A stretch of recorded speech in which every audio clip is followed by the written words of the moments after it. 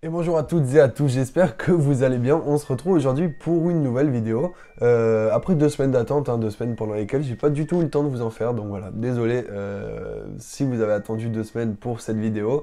Mais en tout cas, elle arrive, voilà, une petite vidéo blabla dans laquelle je vais pas du tout parler de moi, parler de mes mangas ou de mes achats, etc. Non, non, pas du tout. On va essayer de s'intéresser là et que je vais essayer de vous énoncer tout ce que j'ai vu dans ce qui est de l'évolution du manga game, de la passion du manga, des animés, etc. ces 2 dernières années, donc depuis à peu près 2020, depuis le confinement, parce que honnêtement j'ai constaté, et beaucoup de gens ont constaté vraiment une évolution massive vraiment de cet univers-là, que ce soit au niveau des points positifs que négatifs. Personnellement, moi ça fait 13 ans que je lis des mangas, donc à l'époque, j'étais moins concerné, vraiment, je m'intéressais pas du tout à ce qui tourne au-dessus du manga, genre la communauté, etc., le business que c'est, etc. Maintenant, un peu plus, donc voilà, c'est pour ça que je vais essayer de vous donner mon avis. On va commencer premièrement par les points positifs, donc je vais pas tous les énoncer, je suis vraiment là pour énoncer surtout les points négatifs, enfin ceux qui me gênent personnellement, mais c'est vrai que c'est toujours bien d'avoir une plus grosse communauté dans une passion, parce que maintenant, c'est vrai que tu croises quelqu'un dans la rue, en soirée, etc., il y a beaucoup plus de chances qu'avant qu'il ait regardé des animés, qu'il ait lu des mangas, etc., et donc au moins vous ayez au moins un sujet de discussion ou une passion commune et tout. Et honnêtement, là-dessus, on pourrait dire que depuis quelques temps, les animés, ça réunit du monde et tout, ça fait des sujets de discussion, et moi, honnêtement, je trouve ça super cool.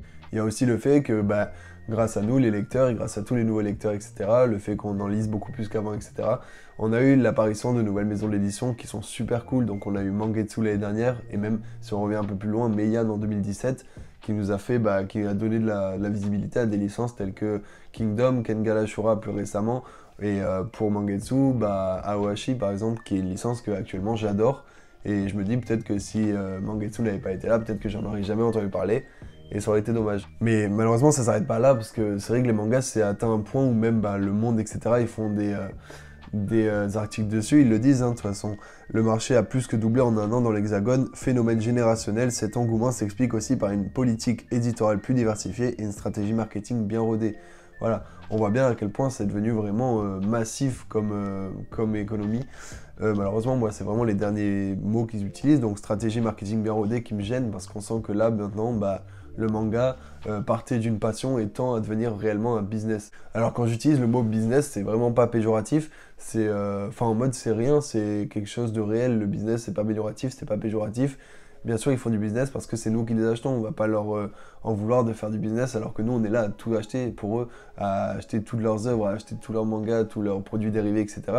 Donc voilà, c'est juste qu'il y a certains points où je trouve qu'ils abusent et certains points qu'il faut un peu revoir. Donc c'est pour ça que je fais ma vidéo aujourd'hui. C'est pas du tout pour critiquer le fait que ils se font de l'argent, parce que c'est une entreprise, donc elle est là pour se faire de l'argent aussi. Il y a eu de nombreux articles qui disaient que 2020 signait déjà une année de vente exceptionnelle pour le manga en France, mais 2021 pulvérise ce record sans soucier. C'est vrai, de toute façon on s'en rend compte.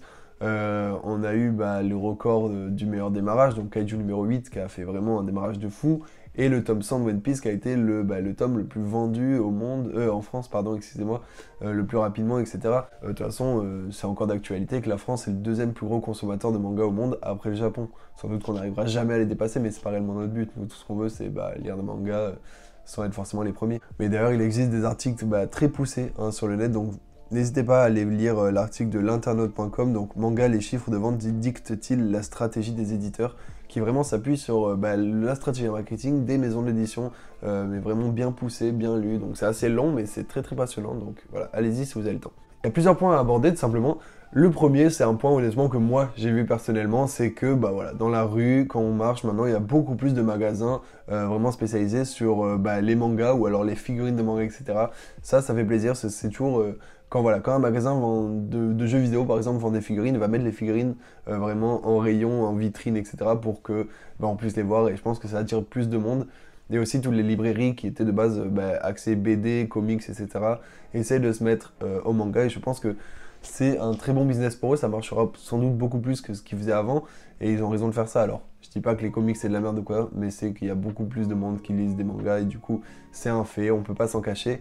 Et voilà, ils ont raison de faire ça. Moi, à mon avis, c'est pas eux qui s'en mettent plus plein les fouilles. À mon avis, c'est vraiment les maisons d'édition qui sont derrière et qui se régalent. Enfin, j'ai un exemple, c'est que par exemple, Shaman King, qui est le manga que j'ai ici, j'ai retrouvé un ancien tome que j'avais et que j'avais acheté en 2012, et avec l'étiquette et le prix dessus qui était de 4,50 €.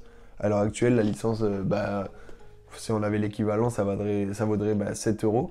Donc on a eu bien en moins de 10 ans une augmentation de plus de 55% hein, des prix, qui est réellement extraordinairement grand. Hein, on s'en rend pas compte parce qu'on se dit que ça va en 10 ans quand même, c'est pas beaucoup parce que chaque année c'est un peu plus. Et d'ailleurs, cette année ça a continué hein, parce que les mangas du format de Demon Slayer, etc. vont passer de 6,89€ à 7,19€. Donc c'est quand même plus de 30 centimes. Enfin non, c'est 30 centimes en plus. Et du même pour les livres comme Alma, etc. Donc voilà, qui sont du format, excusez-moi, de 115 x 175 cm, vont passer de 7,99€ à 8,29€. Donc c'est vraiment un foutage de gueule énorme parce que 30 centimes en plus, si c'est chaque année, ça revient vraiment cher. Sur une licence telle que Demon Slayer, ça nous fera augmenter le prix total de 6€. Mais 6€ chaque année en plus, ça va faire que par exemple, si on achète la licence dans 5 ans, sans doute qu'on mettra 30€ de plus que cette année-là. Et je pense qu'on s'en rend pas compte, mais on est très légèrement en train de se faire baiser peu à peu. Sans parler que de plus en plus des licences vraiment très petites. Donc là, on a eu Look Back par exemple, qui était un tome archi fin. Et pareil pour Shaman King Superstar, Shaman King Flowers, etc. qui sont des licences avec des tomes très très fins, proposés souvent par Kana, je trouve.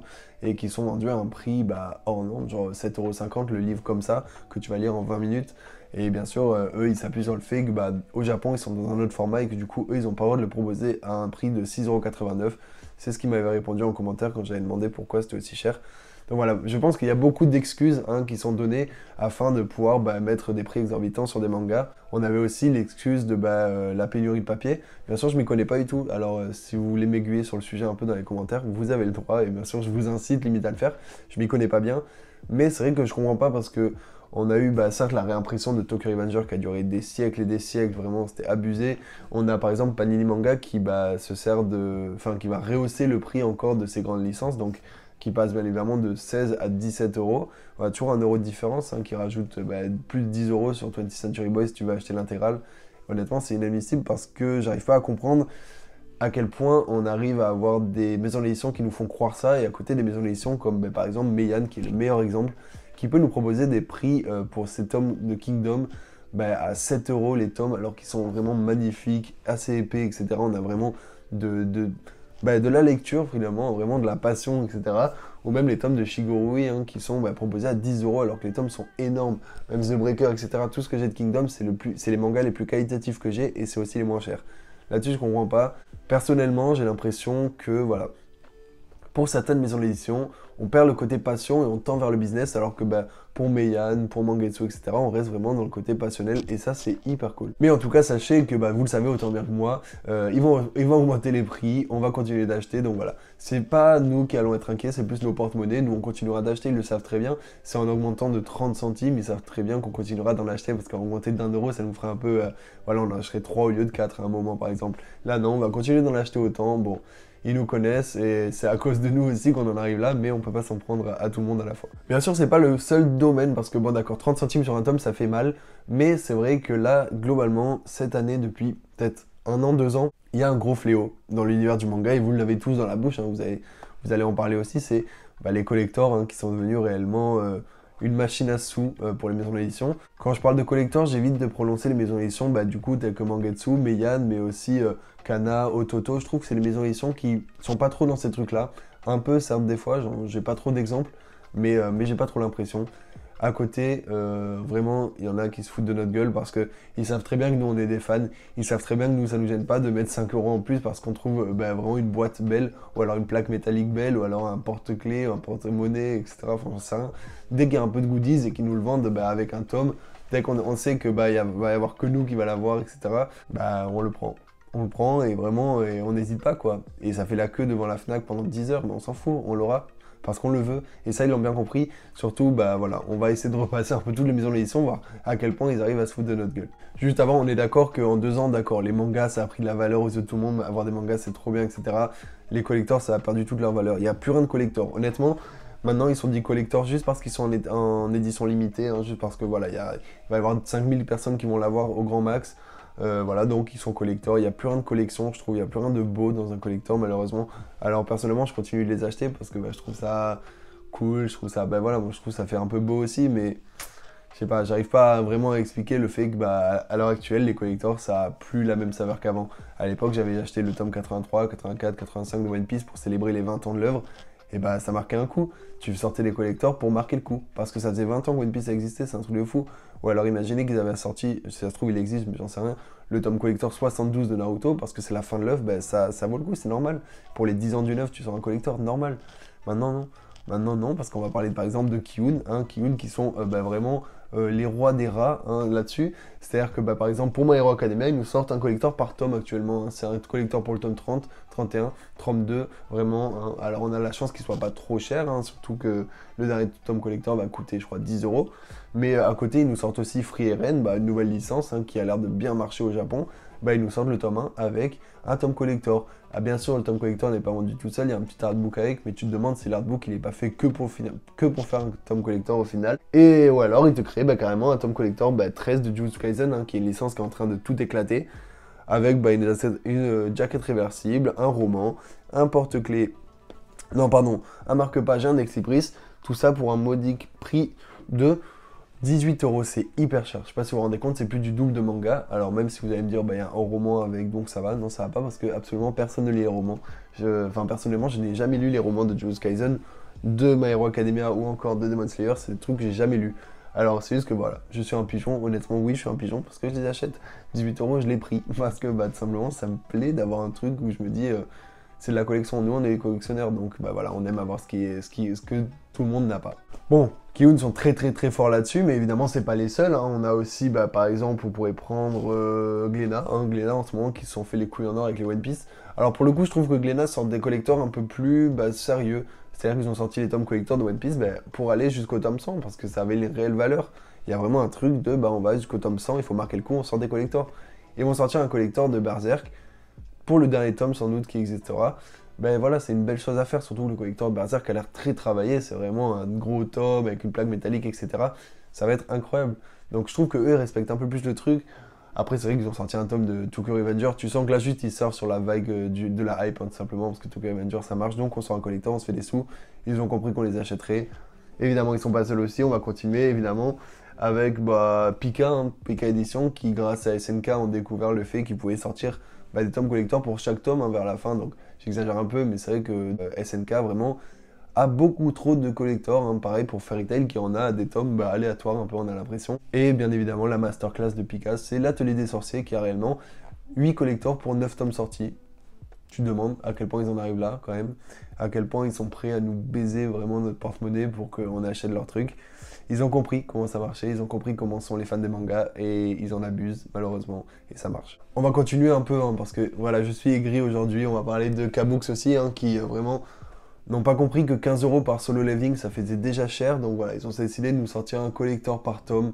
Voilà, ça suffit pas, mais c'est pas grave.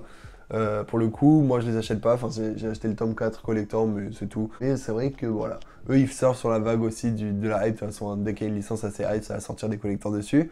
Je trouve pour le coup que Kazé sort un peu du lot, hein, avec des collecteurs un peu plus originaux, donc on a vraiment des boîtes, hein, là, donc vraiment des gros trucs proposés par Kazé, pas forcément à des prix exorbitants, mais avec pas mal de goodies à l'intérieur assez cool, et on retrouve aussi bah, les grandes boîtes, hein, par exemple l'intégrale de Fire Punch, ou alors les 10 premiers tomes de Demon Slayer, pardon, de The Promised Neverland, l'intégrale de Bestiarius, etc., qui sont mis bah, voilà, dans des grosses boîtes avec beaucoup d'affiches, etc., des posters, c'est magnifique. Ça coûte extrêmement cher, on les prend quand même, oui, bien sûr, on les prend, mais au moins on est content. Je trouve que Kazé là-dessus font un peu plus, un meilleur travail que les autres. Mais c'est pas grave parce que derrière, on a quand même Kurokawa hein, qui vient de comprendre d'ailleurs l'aspect des collectors. Du coup, voilà, ils en ont sorti un pour Spy X Family qui a l'air d'avoir assez marché. Et le tome 6, c'est ça. Et d'ailleurs, le prochain tome qui va sortir, le tome 8, aura un beau collector. Je trouve qu'ils ont bien géré le truc. Et pareil pour One Punch Man, un tome 23 collector qui avait fait aussi fureur, mais c'est vrai que c'est toujours pas au niveau de One Piece, etc. Donc les collectors, bon, ça casse les couilles, parce que les maisons de l'édition ont compris que nous, on mettrait toujours de l'argent dedans, et du coup, ils en profitent. Surtout Kiyun, qui vraiment, pour moi, sont des gros forceurs, et j'hésite vraiment à arrêter tous les collecteurs et tout. Alors, est-ce que j'arriverai? Je pense vraiment pas, mais je trouve vraiment qu'ils se foutent de notre gueule, et ça fait archi mal. Pour le coup, eux, il n'y a plus aucune passion, j'ai l'impression, dans leurs collectors, dans leurs livres, dans leurs mangas, dans tout ce qu'ils entreprennent. Après, bien sûr que s'ils font tout ça, c'est pour nous, grâce à nous, parce que c'est nous qui achetons leurs collectors, mais c'est vrai que c'est pas le seul problème. Maintenant, il y a aussi les spéculateurs, donc les gens qui revendent des collectors sur Vinted, bah 40, 50, 60 euros au même prix de leur sortie. Donc voilà, surtout là, on a le fléau du tome 0,5 de Jujutsu Kaisen qui est vendu 120 euros sur Vinted. Tu te demandes pourquoi, c'est 16 pages. Donc voilà, je sais pas à quel point ils arrivent à se dire qu'ils vont réussir à vendre un livre pareil. Honnêtement, à un moment, j'avais essayé de les vendre, hein. J'ai pas envie de faire l'hypocrite, j'avais essayé de vendre quelques collectors et tout machin, mais au final, non, parce que bah, c'est vrai que le collector, bah, se fait pour sa collection, hein. Il y a vraiment le mot collecte dedans, et voilà, donc c'est un peu de la faute de ces gens-là aussi, hein, que bah, à l'heure actuelle, tout le monde recherche des collectors, parce que bah, dans ma tête, je me suis dit que, bien évidemment, si tout le monde achète un collector, si tout le monde les revend à des prix exorbitants, les gens vont voir que ce collector va valoir 60 euros. Et du coup, dans leur tête, comme il vaut 60 euros, il va être rare et donc il faut qu'il l'ait. Et donc, ils vont avoir le prochain, c'est sûr. En fait, c'est une boucle comme ça. Je sais pas si vous allez réussir à me comprendre, c'est assez compliqué. Mais voilà, globalement, t'achètes un truc 10 euros, tu vois qu'il se revend 60 euros, même si tu n'es pas prêt à mettre 60 euros, si tu n'es pas prêt à le revendre, etc. Dans ta tête, tu as dit, ok, c'est un objet de valeur. Et donc, c'est un objet de valeur, donc le prochain, il me le faut, etc. Du coup, c'est toujours un peu une boucle infinie. Comme tu achètes un truc qui se vend assez cher, bah, dans ta tête, il va être plus rare. Du coup, il faut que tu l'aies, il faut que tu aies les prochains, etc. Donc tout le monde en profite. Les lecteurs, ils en ont de plus en plus des collecteurs, ils sont de plus en plus heureux. Et les maisons d'édition, je te raconte même pas à quel point ils se font de l'or sur nous. Mais c'est pas grave, c'est notre faute. Et la faute surtout des spéculateurs qui du coup ne sont là plus aucunement pour la passion, pour le coup. Vraiment aucunement. Tu vois des photos Vinted avec plus de 15-20 tomes sans One Piece Collector dans les mains d'un mec qui va les vendre 70 euros unité. Ça, c'est un peu grave, mais on pourra jamais rien faire contre. Merci juste aux magasins qui ont réussi à limiter l'achat de tomes collector par personne. Ça, c'est vraiment cool. Après, l'aspect business de manga sur Vinted n'est pas dû aussi qu'au collector. Moi qui vraiment cherche beaucoup de mangas sur Vinted. D'ailleurs, par exemple, les Moriarty, là, les 11 tomes, j'ai réussi à les avoir pour 40 euros, je crois. Du coup, voilà. C'est vrai que là aussi, le manga, c'est devenu un réel business. Il y a certaines personnes qui font de l'achat-revente, c'est vrai que ça marche pas trop, mais on a au moins plus, je dirais, de 3000, 4000 annonces par jour de manga. Je trouve ça vraiment énorme. Genre, je sais pas si vous vous rendez compte, c'est abusé. Alors, ça, c'est trop bien pour le coup, parce que c'est vraiment des gens qui se revendent leurs mangas, etc. Moi, le mieux, c'est de faire des échanges aussi. J'ai réussi à échanger des tomes de ma collection pour avoir les Shigurui. Personne n'a perdu de l'argent dans l'échange, on s'est juste échangé notre passion. Des tomes que lui, il aimait pas contre des tomes qu'il voulait lui, et pareil, des tomes que moi, j'aimais pas contre des tomes que je voulais. Et ça, honnêtement, c'était hyper cool. Enfin, le dernier point que je voulais aborder, c'est pour moi un point qui me concerne à 100%, c'est l'aspect que maintenant, avoir une mangatech, on dirait que pour beaucoup de personnes, c'est une compétition, c'est voilà, un succès à avoir, vraiment. Il faut avoir la meilleure, ou du moins plus que la moyenne, hein, parce que sinon on n'est pas bon et c'est pas ce qu'on veut. Et du coup, dès qu'on commence à avoir une bonne mangatech, on veut montrer aux gens, hein, parce qu'on veut montrer, on veut créer une chaîne YouTube, etc. Alors bon, moi j'ai créé une chaîne YouTube aussi, donc je fais absolument partie de ces personnes. Mais pas au point où je me compare à tout le monde, je serais jaloux de voir une personne qui a 2000 mangas, alors que moi, voilà, j'en ai que 800, etc. Aucunement, mais c'est vrai que je vois souvent dans les commentaires, ouais, t'as de la chance et tout machin, je veux trop la même que toi et tout, etc. et tout. Alors que ça se trouve, le mec a des licences que tu ne veux absolument pas, mais certains vont être jaloux parce qu'il a beaucoup de mangas, etc. Donc là aussi, c'est devenu un business où dans ce cas-là, les gens achètent beaucoup plus de mangas pour décorer leur chambre, pour décorer leur mangatech et tout, plus que pour les lire finalement. Et là-dessus, c'est devenu un peu stupide finalement. Mais après, c'est un peu ça partout. Les chaussures, c'est exactement pareil, les sneakers, etc. Beaucoup de gens en achètent sans réellement les porter, juste parce qu'elles ont de la valeur. Voilà, actuellement, c'est un peu la même avec les mangas, c'est devenu de la hype. Beaucoup de gens en achètent pour montrer qu'ils en ont, pour en avoir plus que pour les lire. Et au final, c'est ces personnes-là qui vont donner à d'autres gens avoir envie de lire des mangas et d'en avoir plus, etc. Du coup, c'est une boucle sans fin encore et encore. Et on ne s'arrêtera jamais là-dessus. Je pense que les mangas, je parle de réel business depuis 2 ans, mais c'est à partir d'il y a 2 ans, ça ne s'arrêtera sans doute jamais. Mais bon, c'est pas grave. On a juste décidé de faire s'offrir nos porte-monnaies tout simplement avec cette passion qui ne cesse d'augmenter, hein, les prix, les collectors, les rageux, hein, décidément, avec justement qui ont la haine contre les gens qui ont une meilleure mangatech ou plus de mangas qu'eux. J'en ai vu sur TikTok qui me disent que je lis pas mes licences, etc. et tout, alors que si, je les lis, c'est juste que voilà, j'en ai beaucoup. Des fois, c'est sûr que je les lis pas tous quand je les achète parce que ça prend du temps aussi. Il y a des licences qui prennent plus de temps que d'autres. Du coup, voilà, mais c'est vrai que l'aspect de jalousie est là aussi. Donc, avec la jalousie, le business, etc. T'es jaloux, tu veux en acheter plus, etc. Ça donne de l'argent un peu à tout le monde. Tout le monde est content au final. C'est à peu près tout ce que j'avais envie de dire à propos du business autour du manga. Donc c'est vrai que j'ai abordé plusieurs points. Donc le fait que voilà, des nouveaux magasins sont apparus vraiment à peu près partout. Vraiment, on peut le constater facilement quand on se balade dans la rue. Mais aussi le fait que les maisons d'édition augmentent les prix de leurs mangas, qui est quelque chose de chiant, honnêtement bien chiant. Je sais pas si c'est toutes les maisons d'édition qui vont le faire, mais du moins les formats, donc comme Demon Slayer, ils nous disent. Donc je sais pas si ça parle de toutes les maisons d'édition, mais je pense. Aussi l'aspect du coup des collectors qui a vraiment rendu la passion du manga beaucoup moins passionnante qu'avant, avec beaucoup plus de business. Quand on sait qu'il y a un manga collector, on sait qu'on va pas le réserver parce que y a plein de gens qui le veulent, mais parce que on n'a pas envie de l'acheter à 70 € pour Vinted, parce qu'on sait très bien que les mecs qui vont le revendre seront là beaucoup plus avant nous. Mais voilà, je sais aborder le fait que maintenant c'est un peu devenu une compétition et donc que les gens se butent à l'achat de mangas juste pour avoir des meilleurs mangatech que les autres. Et je trouvais ça archi dommage. Mais voilà, c'est tout ce que j'ai trouvé à dire sur ces 2 dernières années autour du manga et de l'univers manga dans le terme du business. Mais voilà, tout en sachant que moi je kiffe tout autant, hein. Je kiffe toujours, par exemple, être sur les réseaux, parler à des gens et tout. Ce que je dis là, soit ça parle des maisons d'édition, soit ça parle de personnes très visées, mais c'est pas du tout la majorité des gens, c'est juste les gens qu'on voit le plus parce qu'ils sont sur Vinted, parce qu'ils sont sur les réseaux. Honnêtement, sinon depuis 2 ans, l'univers du manga, c'est un gros plaisir. Enfin, pour le peu que je m'y intéresse quand même, je m'y intéresse quand même beaucoup, ça me fait toujours archi plaisir. C'est vrai que la prochaine fois, je sortirai une vidéo sur la communauté, une vidéo qui sera sans doute moins plaisir, parce que la communauté est devenue incroyablement distinguée des autres, malheureusement. Hein, mais voilà, je vous parlerai de tout ça. En tout cas, voilà, j'espère que la vidéo vous aura fait plaisir. J'espère que vous serez d'accord avec moi. N'hésitez pas à me dire en commentaire si vous êtes d'accord ou pas avec moi. J'avais pas trop d'énergie, donc c'est pour ça que j'ai parlé assez doucement, etc. Voilà, n'hésitez pas à passer une bonne semaine. Ciao!